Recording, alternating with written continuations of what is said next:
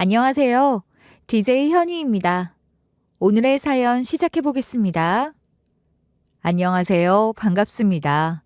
저는 초등학교 교사로 일하고 있는 50대 중반의 평범한 청취자입니다. 이름은 밝히지 않을게요. 좀 부끄럽네요. 이야기를 하기에 앞서 몇 마디 해보자면 사람들은 다들 본인이 평범하다고들 하잖아요. 그러면서도 각자 집안의 고민과 갈등을 가지고 있죠. 어디에나 있는 얘기 같으면서도 막상 본인에게 닥치면 쉽지 않은 것들이잖아요. 저도 그런 갈등을 겪어왔고 이 글을 통해 그 이야기를 조금 나눠보고자 합니다. 저는 평범한 남편과 함께 평화롭게 살고 있어요. 이렇게 겉으로 보기에 평화로워 보이는 곳에서도 사람들 사이에는 크고 작은 갈등이 존재하더라고요.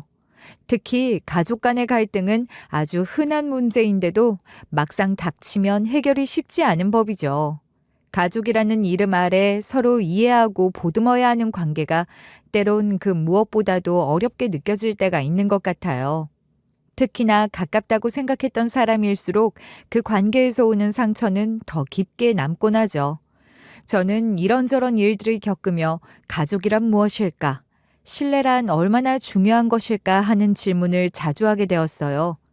아무리 사랑하는 관계라도 신뢰가 무너지면 모든 게 흔들리더라고요. 그리고 그 신뢰를 다시 회복하는 일은 생각보다 훨씬 더 어렵고 힘든 과정이었어요. 이 이야기를 들려드리며 여러분도 한 번쯤 가족 간의 관계에 대해 생각해 보셨으면 좋겠어요. 서로가 얼마나 소중한 존재인지, 또 그 신뢰를 지키는 일이 얼마나 중요한지 말이죠. 그럼 시작해 볼게요. 저는 초등학교 선생님으로 일하며 평범하게 살아가고 있었습니다. 남편과의 만남은 친구의 소개로 이루어졌고, 고등학생 때부터 아버지 없이 자란 남편의 과거 이야기를 처음 들었을 때는 조금 망설여지기도 했어요. 우리 부모님 또한 그 부분을 그다지 좋아하지 않으셨죠. 하지만 남편은 성격이 정말 좋아서 처음에는 망설이시던 부모님도 금세 그의 따뜻함에 마음을 열고 오히려 그를 듬직하게 여기시게 되었어요.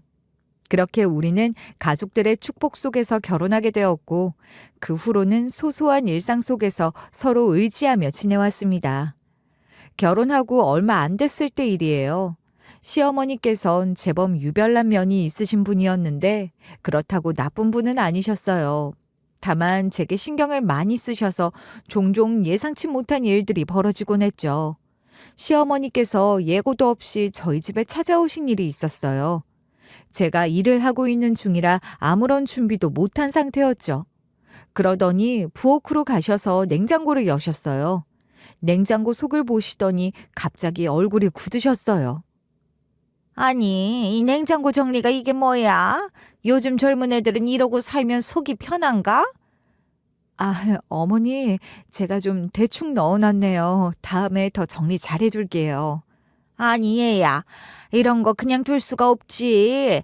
반찬은 이렇게 한 칸에 모아놔야 쓰기 편하지 않아? 그리고 야채는 이쪽 칸에 둬야 오래가고. 설마 이런 기본도 모르고 있었던 거야? 초등학교 선생님도 별거 없구만. 어머니, 저도 아직 이런 살림이 익숙하지 않아서요. 그리고 이 반찬통 이건 너무 크잖아. 이런 거는 작은 통에 덜어서 넣고 큰 통은 다 먹고 나서만 넣어야 하는 거야. 네, 어머니. 앞으로 그렇게 해볼게요. 알려주셔서 감사해요. 시어머니는 결혼 초기부터 특유의 유별난 면모가 있어 약간은 당황스러울 때가 있었지만 그런 모습들이 아기가 있었다기보다는 특유의 성격 때문이라고 생각해왔습니다. 다 저한테 뭐라도 챙겨주고 알려주려고 그러신 거 아니겠어요?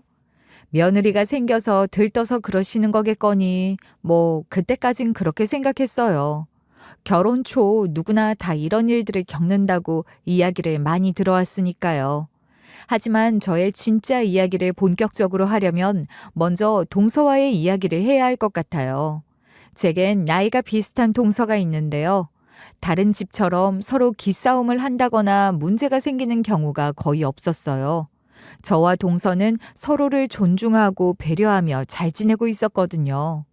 도련님이 결혼하겠다고 한 아가씨를 데리고 인사 왔을 때의 일이 아직도 잊혀지질 않아요.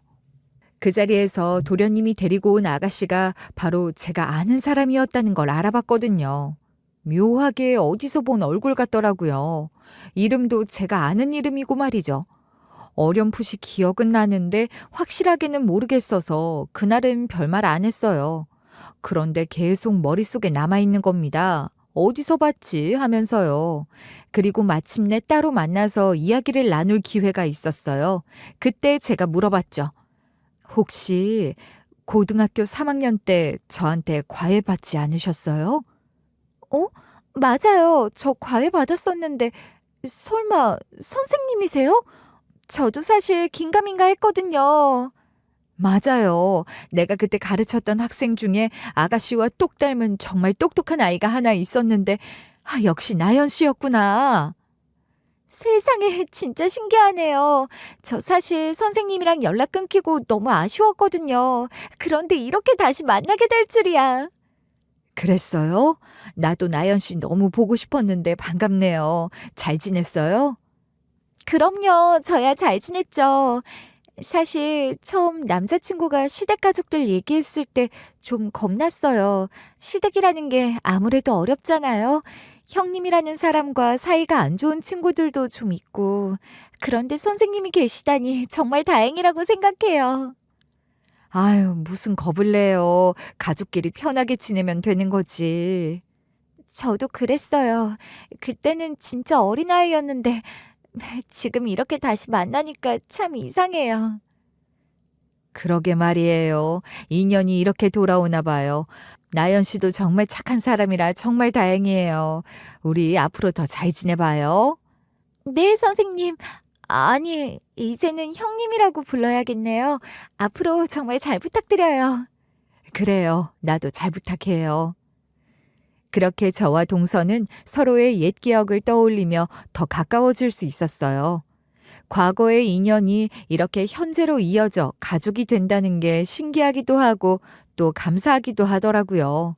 그리고 아무리 과거에 알고 지낸 사이이고 제자라고 해도 동서로서 대우를 해주는 게 맞는 것 같아서 처음에는 존칭을 썼어요. 아무튼 그때 동서와의 기억을 떠올리면 마음이 조금 무거워지기도 해요. 평범한 과외 선생님이었던 저조차도 나연이네 집안이 화목하지 않다는 건 쉽게 알 수 있었거든요. 나연이의 아버지는 그렇게 좋은 분이 아니었던 것 같아요. 하루는 제가 나연이 방에서 과외를 하고 있는데 나연이 아버지가 술에 취해 들어오시더니 행패를 부리시는 겁니다. 나연이는 얼굴이 새하얗게 질려서는 제 눈치를 살피더라고요. 그 일이 있은 후로 나연이 부모님은 저에게 일방적으로 해고를 통보하셨어요. 아마도 그날의 일을 부끄러워하셨던 것 같아요. 괜히 불편해져서 저를 해고했던 거죠.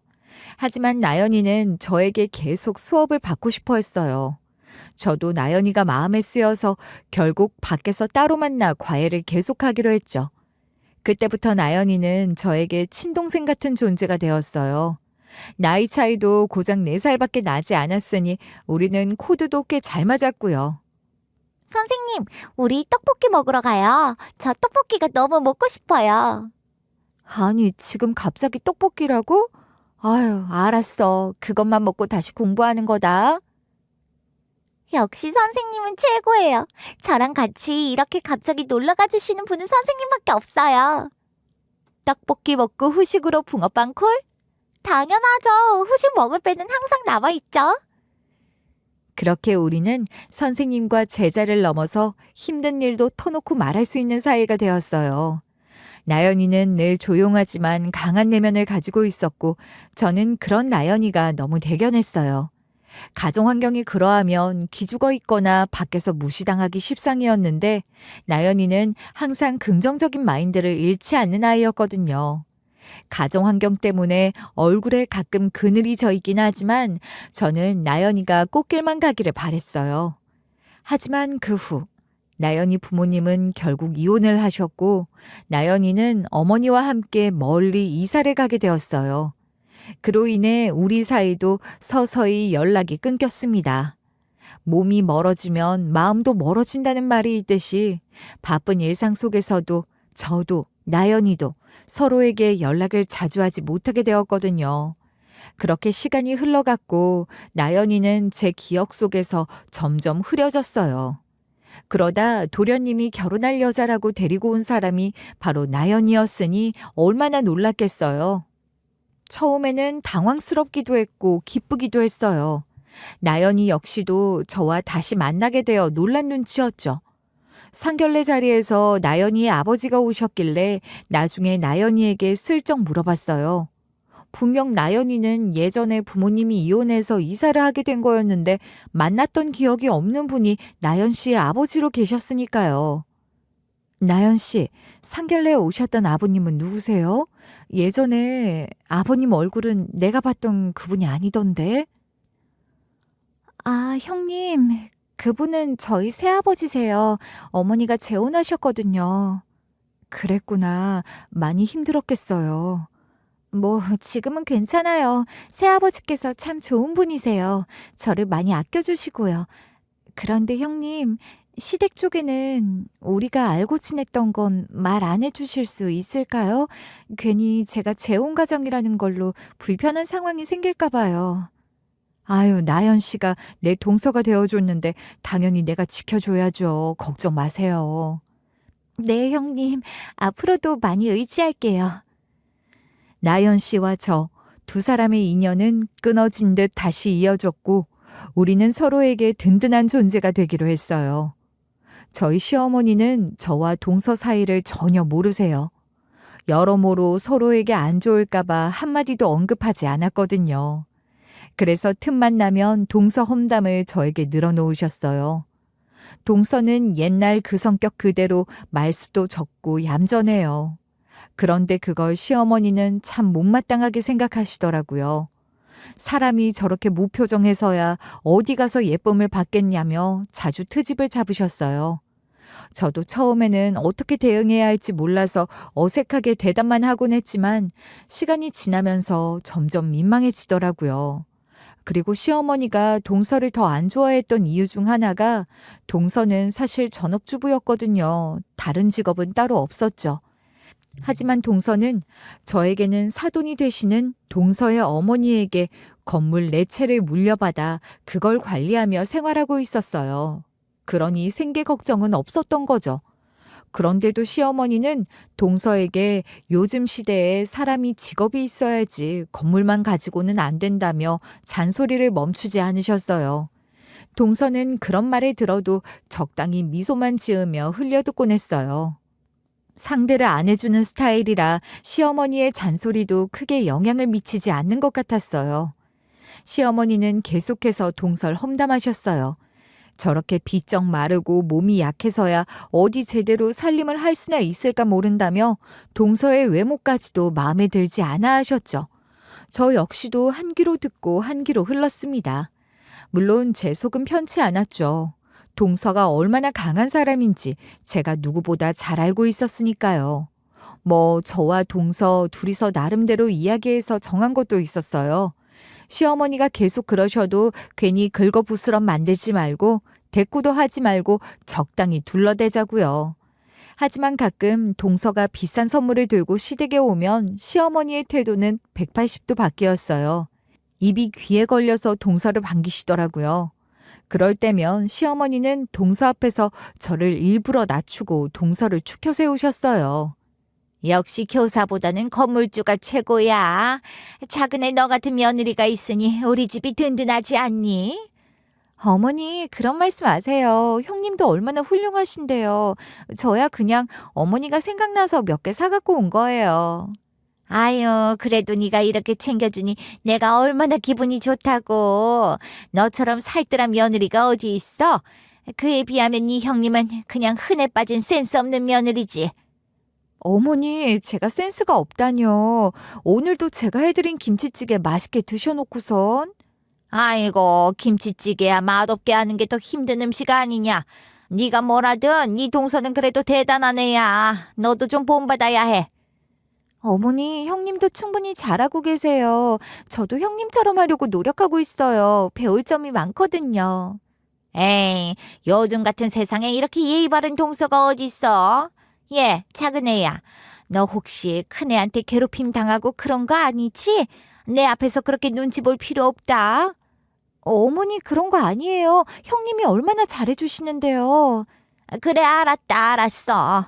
너희가 그렇게 좋다면 내가 뭐라고 하겠니. 그래도 작은 애야. 네가 이렇게 와서 선물도 주고 하니 내가 얼마나 든든한지 몰라. 앞으로도 자주 와주렴. 그렇게 시어머니와 동서의 대화가 끝날 때마다 저는 속으로 한숨을 쉬곤 했어요. 너무 민망하더라고요. 다른 분들 이야기를 보면 이런 식으로 이간질을 하는 시어머니들이 많던데 그 시어머니들은 그래도 이간질하는 이유가 좀 명확했거든요. 그런데 저희 시어머니는 도통 모르겠더라고요. 다른 사람들 이간질하는 데서 즐거움을 느끼는 사람이 있다는데 저희 시어머니가 그런 스타일인가 싶었죠. 앞뒤가 많이 다른 시어머니는 초등학교 교사가 많이 힘든 직업이라는 뉴스를 접하셨는지 어느 순간부터 이렇게 초등학교 교사도 별거 없더라며 저를 은근히 무시하기 시작하셨어요. 그런데 제가 또 성격이 나름 능글맞은 편이라 시어머니가 심술을 부리시면 저도 잘 맞받아치는 편이거든요. 제가 초등학교 선생님이잖아요. 제 직업 특성을 살려서 시어머니를 맨날 학교에서 보는 초딩이라고 생각하니까 대하기가 훨씬 편해졌어요. 그냥 제가 시어머니 비위 조금 맞춰주고 말 들어주는 척하며 참는 게 더 나았어요. 형님, 어머니가 저한테 이상한 말씀 하시던데. 형님, 어머니가 저한테 이상한 말씀 하시던데. 형님이 저 싫어하신다고 하셨더라고요. 아이, 그게 무슨 소리야. 내가 널 왜 싫어해. 어머니가 또 괜히 그러셨나 보네. 저도 그런 줄 알았어요. 그런데 저번에 시댁분들이랑 같이 야유회 갔을 때 저 미신 게 일부러 그러신 거라고 그러시는 게. 걱정 마, 동서. 우린 서로 잘 알잖아. 나도 어머니한테 동서에 대해서 그런 이야기는 많이 들었어. 동서가 지난번에 내가 먹을 커피만 일부러 한강물로 타왔다고 그러시던데 맛없는 건 나만 실컷 먹으라고. 네? 어머님께서 그러셨다고요? 아, 정말 하여간 진짜 특이하신 분이에요. 그러니까 우리는 서로만 잘 지내면 돼. 서로 믿기만 하면 되는 거지 뭐. 형님 감사해요. 진짜로요. 우리 앞으로도 계속 이렇게 잘 지내요. 그럼 동서, 어머님 말씀은 한 귀로 듣고 한 귀로 흘리자고. 나도 참 지겹네. 그렇게 우리는 서로의 마음을 확인하며 더 가까워졌어요. 시어머니의 말에 흔들리지 않고 서로의 진심을 알아주는 동서가 있어서 저는 참 다행이라고 생각했어요. 그렇게 지낸 지도 8년이 지났을 때 시어머니가 입에 담지도 못할 욕을 하면서 동서를 몰아세우셨고 그 덕에 집안이 완전히 뒤집히는 일이 생겼어요. 동서도 그날은 참지 않고 화를 냈고 서방님도 동서를 말리느라 고생했죠. 저와 남편은 시댁에 뒤늦게 도착해서 사건의 전말은 모르고 있었습니다. 그런데 말리다가 자세히 들어보니 동서가 물려받은 건물들에 관한 이야기더라고요. 그 건물 중 하나를 동서의 사촌에게 넘긴다고 하니 시어머니가 난리가 난 거였죠. 도대체 무슨 생각을 하는 거냐? 네 건물을 사촌한테 넘기겠다고? 아, 그건 네 어머니가 너한테 물려준 건물인데 그걸 그렇게 쉽게 내줄 수가 있니? 어머니, 그 건물은 원래 제 친할머니 소유였어요. 친할머니께서 저희 엄마에게 일부러 물려주신 거예요. 그래도 그렇지. 그렇게 쉽게 사촌한테까지 줄 필요는 없잖아. 그 재산은 네가 관리하다가 우리 손주한테 물려줘야지. 어머니, 하지만 저도 친할머니처럼 하고 싶어요. 여자가 그런 재산을 갖고 있어야 남자들이 허튼 짓을 안 한다고 하셨거든요. 저도 며느리가 생기면 할머니처럼 며느리에게 넘겨줄 거예요. 며느리? 생판남한테 그걸 왜 줘? 환장하겠구나 정말. 제정신이야? 동서의 친할머니가 그 건물을 친아들이 아닌 며느리에게 물려주신 이유 때문에 시어머니가 더 난리 나셨던 것 같아요. 여자가 재산을 가져야 남자가 허튼 짓을 안 한다며 며느리에게 물려주신 건데 동서는 자신도 그렇게 생각한다고 했었으니까요. 동서의 어머니가 재혼을 하셨다고 했잖아요. 그런데 동서의 새아버지의 어머니인 그러니까 친할머니가 그렇게 동서 어머니를 이뻐하신다고 하더라고요. 그래서 그 건물 명의를 다 동서 어머니한테 줬다고 했어요.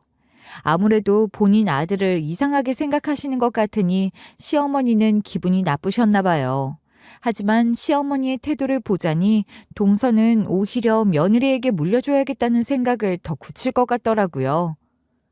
어머니, 저는 재산이 많고 적고의 문제가 아니라 그걸로 우리 가족이 더 단단해지는 게 중요하다고 생각해요. 말 같지도 않은 소리 하지 마라. 네 할머니는 너희 어머니에게 잘 되라고 물려주신 거지 자선 사업하라고 준 게 아니지 않니? 자선 사업이요? 아니, 제가 제 가족 도와준다는 게 왜 자선 사업이에요? 말씀이 너무 지나치시네요. 그러니까 작은 애야. 네가 아직 세상을 다 모르니까 그렇게 쉽게 생각하는 거야. 너는 그냥 네 사촌들한테 뜯기는 거라고. 그런 거에 관해서는 가족들이 더 무서운 법이야. 어머니, 저는 제 방식이 틀리지 않다고 믿어요. 이건 제 건물이고 제가 알아서 하고 싶어요. 참 고집도 대단하다. 네가 그렇게 하고 싶다면 내가 더 말리지 않겠다만 나중에 그 결정이 네 발목을 잡을 때도 난 몰라. 후회하지 않도록 잘 생각해봐라. 그 대화를 들으면서도 저는 속으로 참 답답했어요. 시어머니는 동서의 결정을 이해하려고 하지 않으셨고, 동서는 그런 시어머니의 반대를 조용히 받아들이면서도 자기 생각을 굽히지 않았어요.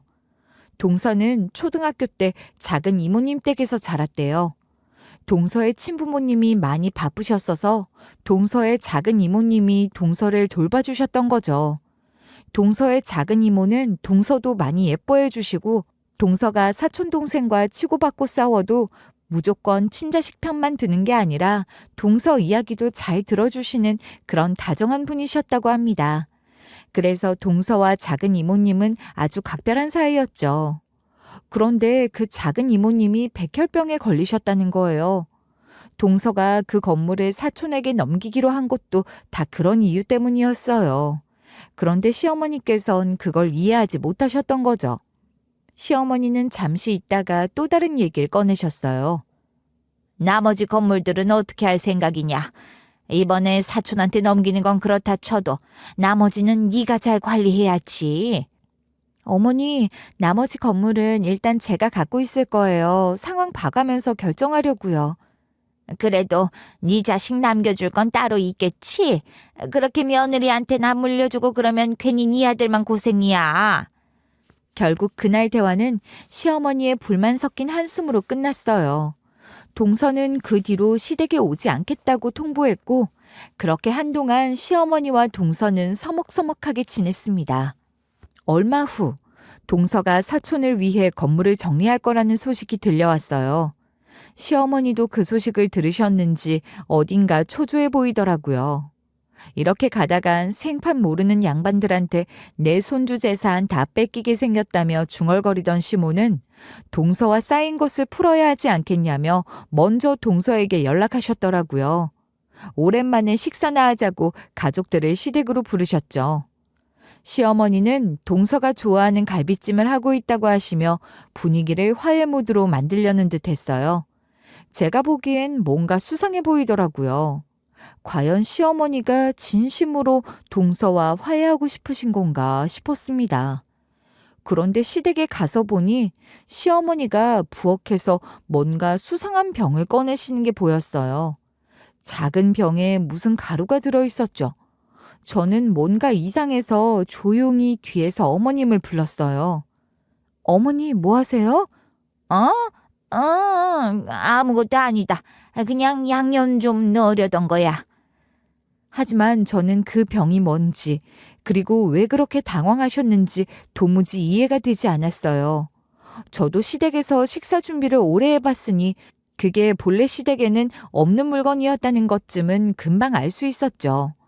뭔가 불길한 예감이 들었지만 시모가 무슨 끔찍한 일을 저지를 만한 위인은 못 되기에 일단은 더 이상 묻지 않기로 했습니다. 식사 시간이 가까워지면서 가족들이 하나둘 모여들었어요. 동서도 갈비찜 냄새를 맡으며 웃으면서 들어왔고 시어머니는 아주 반갑게 맞아주셨어요. 어머, 우리 작은 애 왔구나. 어서 와라. 오늘 네가 좋아하는 갈비찜 했단다. 네, 어머니, 갈비찜 냄새가 정말 좋네요. 고생 많으셨어요. 아이고 뭘, 네가 와서 먹어주면 그걸로 충분하지. 자, 어서 앉아라. 저는 그 와중에도 계속 시어머니의 그 병이 신경 쓰였어요. 남편도 제가 평소와 다르게 행동하는 걸 눈치챘는지 저를 힐끗힐끗 쳐다보더군요. 형님, 왜 그러세요? 저도 덜 수 있는데 너무 신경 쓰지 마세요. 아니야, 그냥 내가 오늘따라 손이 좀 가네. 그래, 다 같이 맛있게 먹자. 근데 작은 애야, 네가 사촌한테 건물 넘긴다고 했던 거 아직도 생각 변함없는 거지? 네, 어머니, 이미 정리 중이에요. 그 이야기는 이제 안 해주시면 안 될까요? 모처럼 오랜만에 먼저 연락해 주셔서 왔는데. 그래, 뭐 아쉬워서 그랬다. 내가 너무 주책 맞았지? 일단은 먹자. 네, 어머니, 너무 걱정하지 않으셔도 돼요. 저는 그 대화를 들으면서도 속이 불편했어요.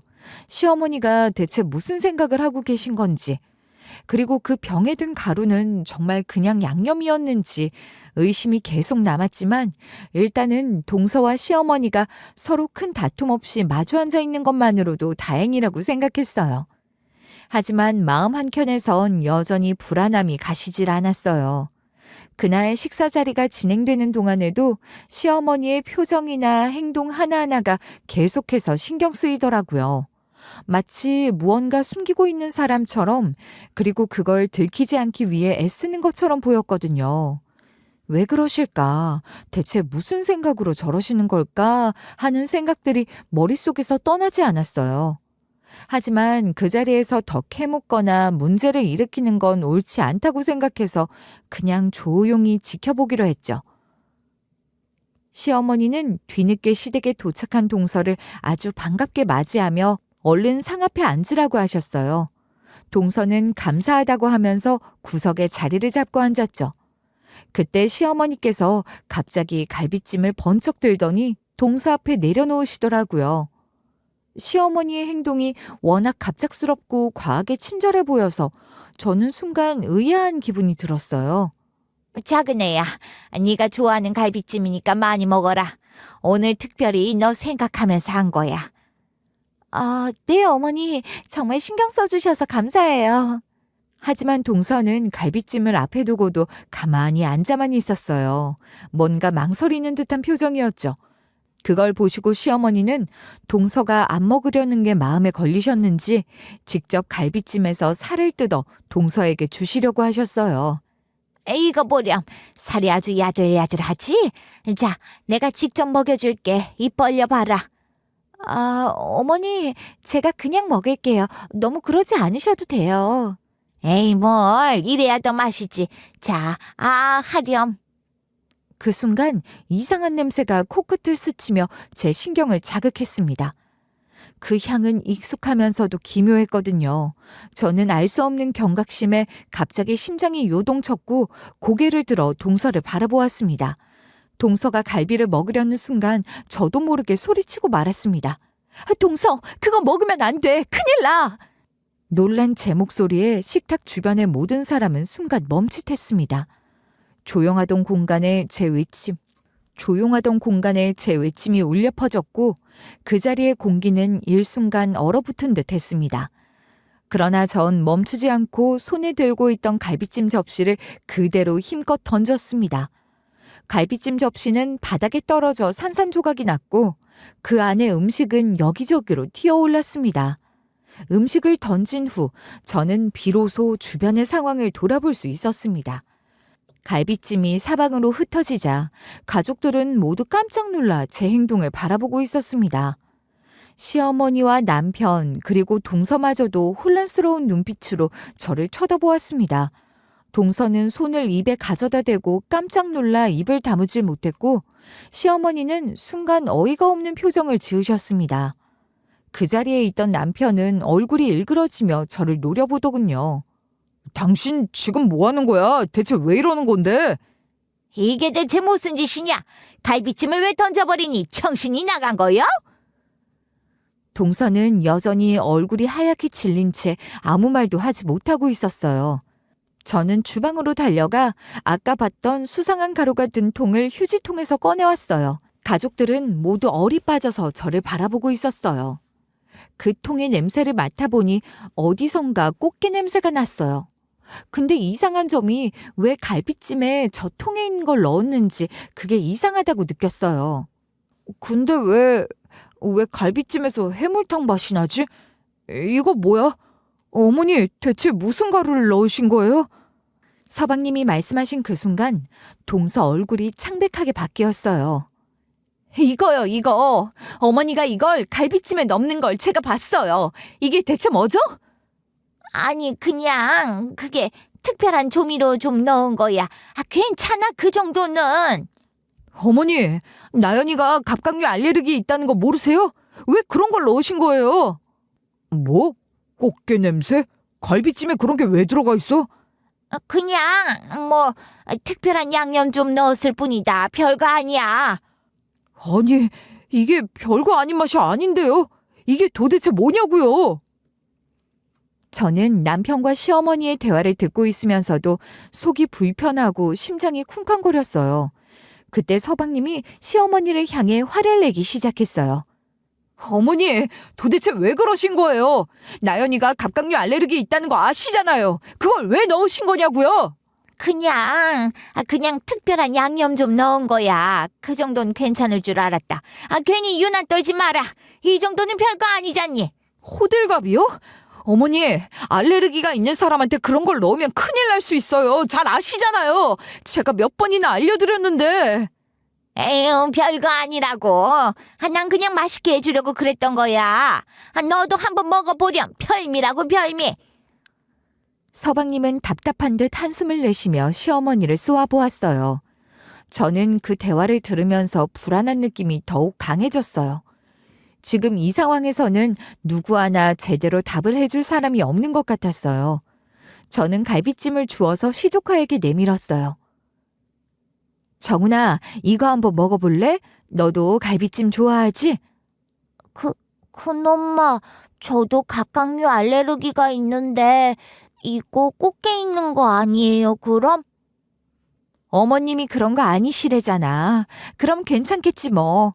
너는 그래도 너희 엄마보단 덜하잖니? 시조카는 머뭇머뭇거리다 큰엄마인 제가 내미는 거라 그런지 조심스럽게 손을 뻗었습니다. 그런데 그 순간 시어머니가 허겁지겁 달려오더니 제 손에서 갈비찜을 뺏어갔어요. 안 돼. 절대로 먹으면 안 돼. 이런 걸 정훈이에게 주려고 하니 미쳤니? 왜요, 어머님? 괜찮다면서요. 이게 왜요? 어머님께서 정성 들여 준비하신 갈비찜인데.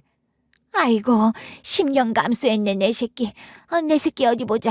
정훈아, 너 괜찮은 게냐? 안 먹은 거지? 네, 할머니, 저 괜찮아요. 시모는 안절부절 못하며 시조카를 살펴보기 시작했습니다.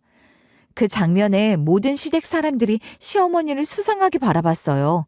갑작스러운 시어머니의 행동에 분위기가 얼어붙었고 저 역시 시어머니의 표정을 주의 깊게 살폈어요. 뭔가 숨기는 게 분명해 보였거든요. 어머니, 왜 그러시는 거예요? 정훈이도 갑각류 알레르기가 있는 거 아시잖아요. 설마 그래서 막으신 거예요? 시모는 당황한 듯 머뭇거리다가 어색하게 웃으셨어요. 그게 말이다. 어머니, 이게 대체 뭐예요? 왜 이렇게까지 하시는 거예요? 시어머니는 아무 대답도 하지 못하고 고개를 숙이셨어요. 가족들 사이에는 무거운 침묵이 흘렀고 저는 그 침묵 속에서 점점 더 불안한 느낌이 커져갔어요. 동서도 조용히 앉아만 있었고 그 얼굴엔 두려움이 엿보였어요. 이렇게 모두가 의심과 불안을 품은 채 어색한 시간이 흘러가던 중 시어머니가 갑자기 고개를 들며 역정을 내기 시작했어요. 왜들 그래? 왜 나를 그렇게 쳐다보는 거야? 내가 뭐 잘못이라도 했니? 다들 날 이상하게 보지 말라고. 내가 무슨 큰 잘못이라도 한 것처럼 구는구나 정말. 시어머니는 씩씩거리며 주위를 둘러보더니 갑자기 식탁을 3개 내리치셨어요. 접시들이 덜컹거리며 흔들렸고 분위기는 더욱 무거워졌어요. 시어머니는 얼굴이 붉어진 채로 손을 부들부들 떨며 화를 억누르려는 모습이었어요. 가족들은 그 모습을 보며 더욱 황당하고 한층 더 긴장감이 감돌았어요. 결국 저는 경찰을 불렀어요. 시어머니는 경찰이 도착하자 저를 향해 크게 소리치셨어요. 너 미쳤니? 경찰을 왜 부르는 거야? 무슨 동네 망신 줄 일 있어? 어머니, 알레르기가 있는 사람이 그런 걸 먹으면 큰일 날 수 있어요. 정말 큰일 날 뻔했다고요. 네가 제대로 거들였으면 너도 좋은 일 생겼을 거야. 괜히 일을 크게 벌였었는. 좋은 일? 어머니, 그렇게 해서 무슨 좋은 일이 생겨요? 만약 무슨 일이라도 생겼으면 어머니도 큰 벌을 받으실 수 있었다고요. 경찰이 들어와 상황을 파악하기 시작했고 시어머니가 들고 있던 수상한 약병도 경찰이 수거해 갔어요. 가족들은 여전히 경악한 표정으로 시어머니와 저를 번갈아 바라보고 있었고 저는 그제서야 조금 마음이 풀렸어요. 시어머니의 표정에는 억울함과 분노가 가득했지만 저는 그 순간만큼은 제 행동이 옳았다고 생각했어요. 시어머니는 경찰에 불려가셨지만 결국 훈방 조치로 마무리되었어요. 다행히 무슨 일을 당한 사람은 아무도 없었기 때문에 시어머니에게 혐의가 없다는 결론이 나왔죠. 하지만 경찰은 시어머니에게 다음엔 이런 위험한 행동을 하면 정말 큰 문제가 생길 수 있다며 엄중히 경고했어요. 시어머니는 그때도 자신은 아무 잘못 없다며 오히려 더 난동을 피웠습니다. 가족들이 다 같이 편먹고 자기 한 명을 괴롭히러 들었다나요? 그래도 갈비찜은 결국 성분 분석을 의뢰했어요. 시간이 조금 걸렸지만 분석 결과가 나오고 나서야 우리는 확실한 사실을 알게 됐습니다. 시어머니가 만든 갈비찜에서 다량의 게껍질 성분이 검출된 거예요. 그 결과를 보고 시어머니께 물어보니 처음에는 게껍질 가루를 자신이 넣었다는 증거가 어디 있느냐며 발뺌하려 하셨어요. 그게 무슨 소리야? 내가 넣었다는 증거가 어디 있다고 그래? 괜히 나를 모함하려 하는 거 아니냐? 어머니, 원하시면 지문 검사도 할 수 있어요. 이 통에 어머니 지문이 다 남아있을 텐데요. 예, 무슨 지문 검사야? 네가 무슨 과학수사대야 뭐야? 그런 쓸데없는 짓을. 그러니까 어머니, 그냥 발음대로 말씀해 주세요. 어차피 경찰에서도 훈방 받으셨잖아요. 아유, 그래 맞다. 내가 넣은 거다. 근데 그게 그렇게 큰 잘못인가? 그냥 다 너희를 위해서 한 거야. 우리를 위해서요? 어머니, 그게 말이 된다고 생각하세요? 갑각류 알레르기가 있는 동서한테 그런 걸 먹이면 큰일 날 수도 있었다고요. 그러니까 그 정도까지는 아닐 줄 알았어. 그저 작은 애가 건물을 팔지 못하게 하려고 한 거였어. 병원에 가서 상태가 안 좋아지면 당장 건물 팔고 그런 일은 못할 거잖아. 어머니, 그럼 백혈병 걸린 제 작은 이모는 병원비를 못 구해서 정말 큰일이 날 수도 있었어요. 일부러 그걸 막으신 건가요? 병원비가 더 이상 필요 없게 하기 위해서? 시모는 아무 말도 하지 않으셨어요. 동서의 물음에 대답하지 못하고 그저 고개를 숙이기만 했어요. 그 침묵이 무슨 의미인지 우리는 모두 알 수 있었죠. 동서가 한 말이 사실이었던 거예요. 남편도 더 이상 참을 수 없다는 듯이 큰 소리로 말했어요. 어머니, 어떻게 이러실 수 있어요? 가족을 해치면서까지 무언가를 얻으려고 하셨다니 정말 실망이에요. 내가 그런 뜻으로 한 건 아니었다. 너희들한테 피해를 주려고 그런 게 아니라니까. 어머니, 그만 좀 하세요. 그런 말이 무슨 의미가 있어요? 가족을 위해서라니. 그 말이 어머니 행동을 정당화해 줄 수 있나요? 어머니, 제가 이렇게 부탁드렸잖아요. 제발 그냥 두시라고. 왜 제 사정을 무시하고 저를 이렇게 몰아세우신 거죠? 그냥 네가 내 말은 전혀 들으려고 하지 않아서 그랬다. 나도 참 네가 그 건물을 팔면 우리 가족에게도 피해가 올까봐 그랬어. 그렇잖니. 친정에 그렇게 하나둘 주다 보면 남는 게 하나도 없잖아. 그래서요, 어머니. 저희 와이프한테 피해를 주는 건 괜찮다고 생각하신 거예요? 어머니가 하신 일이 무슨 의미인지 아세요? 미안하다, 나연아. 내가 정말 잘못 생각했어. 너한테 이렇게까지 할 일은 아니었는데. 친정에는 준다는데 심지어 생판남이 며느리한테까지 물려줄 거라고 그러니 정말 미안해. 어머니도 그렇게 생각하시면서 왜 제가 제 며느리에게 물려주는 건 그렇게 싫어하셨어요? 저와 제 며느리가 남남이라면 따지고 보면 어머님이랑 저도 남남이잖아요. 시어머니는 계속해서 미안하다는 말을 되풀이했지만 누구 하나 진심으로 생각하지는 않았던 것 같습니다. 이미 벌어진 일은 되돌릴 수 없었고 상처받은 마음은 쉽게 치유될 수 없었으니까요. 가족들 모두가 고개를 숙인 채 침묵 속에 앉아 있을 뿐이었어요.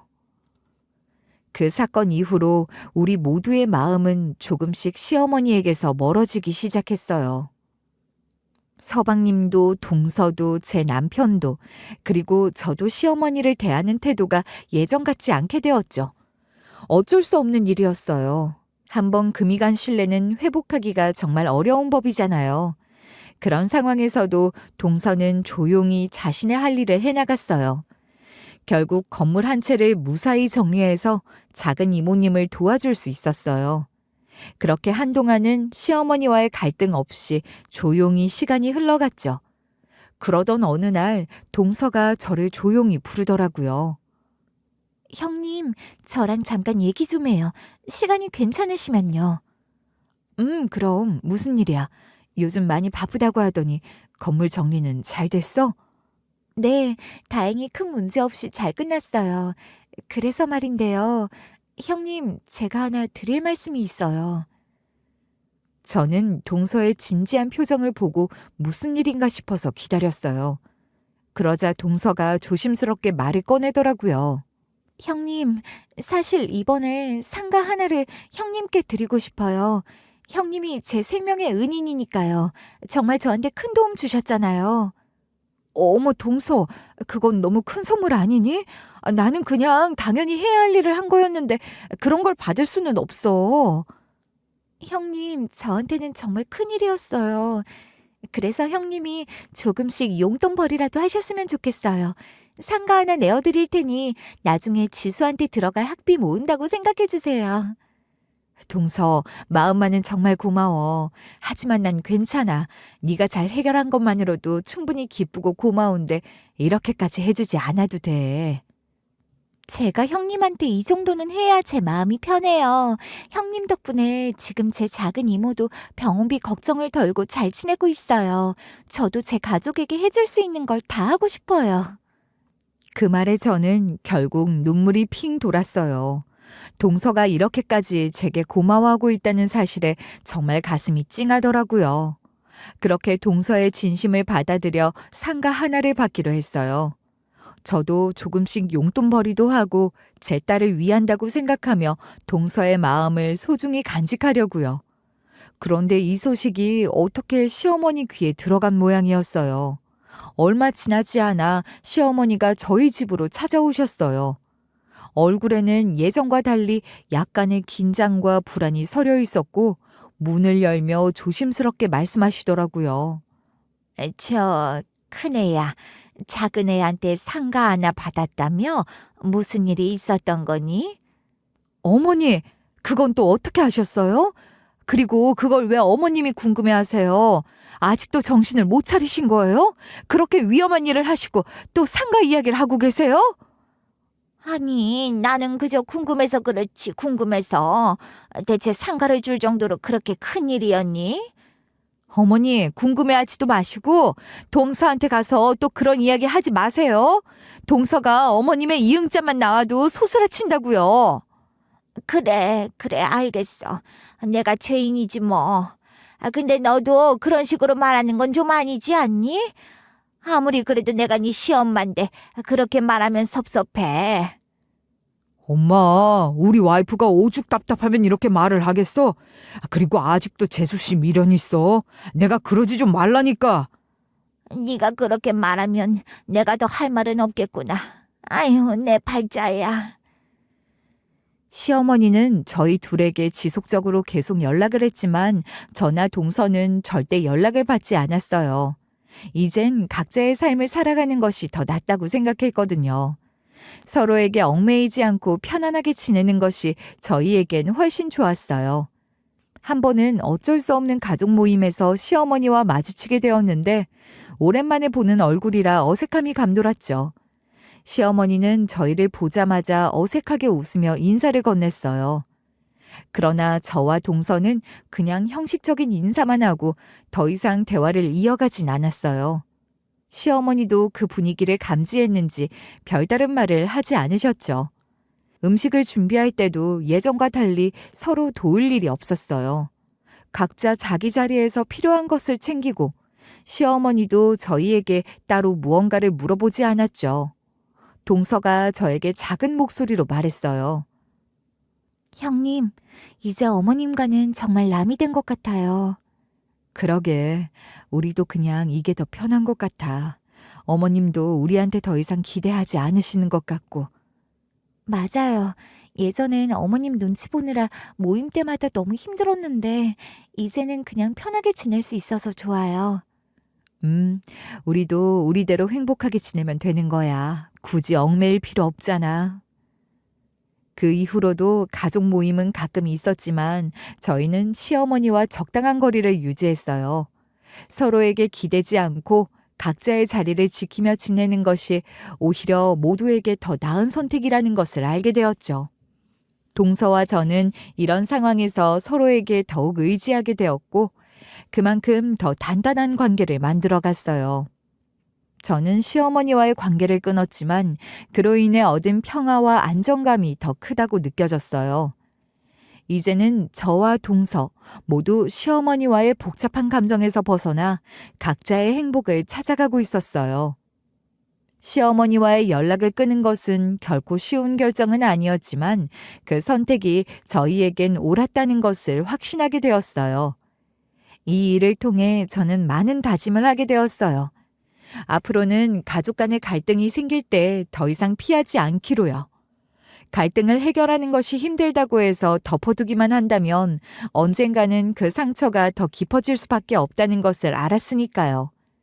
이제는 서로의 이야기를 듣고 이해하려고 노력하며 솔직하게 대화하는 것이 얼마나 중요한지 깨달았어요. 제가 먼저 손을 내밀고 또 마음을 열어야겠다고 다짐했습니다. 이번 사건은 제게 힘든 시간이었지만 그 덕분에 가족의 소중함을 다시 한번 느낄 수 있었어요.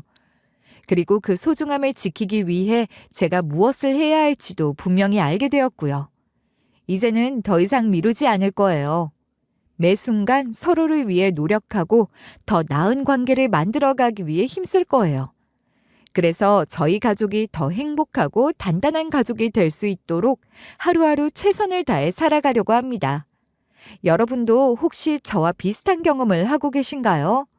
그렇다면 조금 더 용기 내서 서로의 이야기를 들어보는 건 어떨까요? 갈등이 해결되지 않는다고 해서 사랑이 없는 건 아니니까요. 서로를 이해하려는 그 작은 노력들이 쌓이고 쌓여 결국엔 더 큰 사랑과 신뢰로 돌아온다고 믿어요. 저도 그렇게 믿으며 앞으로 나아가려고 합니다. 우리 모두가 조금 더 행복한 내일을 맞이할 수 있기를 바라며 제 이야기를 마치겠습니다. 감사합니다.